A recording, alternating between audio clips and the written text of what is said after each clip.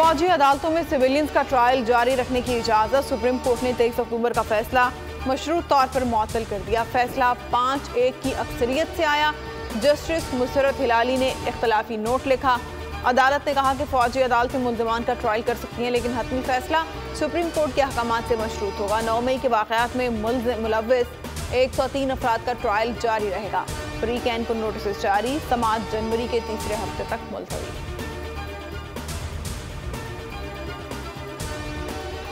बानी PTI Toshakhana case में भी गिरफ्तार। एहतसाब अदालत के जज मोहम्मद बशीर ने साबिक वज़ीर-ए-आज़म की जमानत कबल अज़ गिरफ्तारी के केस का महफूज फैसला सुना दिया। जज मोहम्मद बशीर ने तोशाखाना केस में अबूरी जमानत खारिज करते हुए उन्हें गिरफ्तार करने का हुक्म दिया।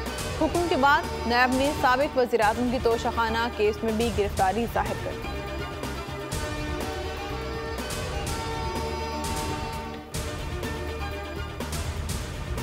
PSL 9 के लिए ड्राफ्टिंग मुकम्मल। फ्रेंचाइजी ने 6 कैटेगरीज में खिलाड़ियों का इंतखाब करके स्क्वाड मुकम्मल कर लिया।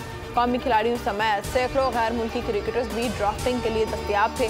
Islamabad United, Lahore Qalandars, Karachi Kings, Quetta Gladiators, Peshawar Zalmi ने बड़े खिलाड़ियों का इंतखाब कर लिया। 40 खिलाड़ी प्लेटिनियम और 76 डायमंड कैटेगरी में शामिल थे।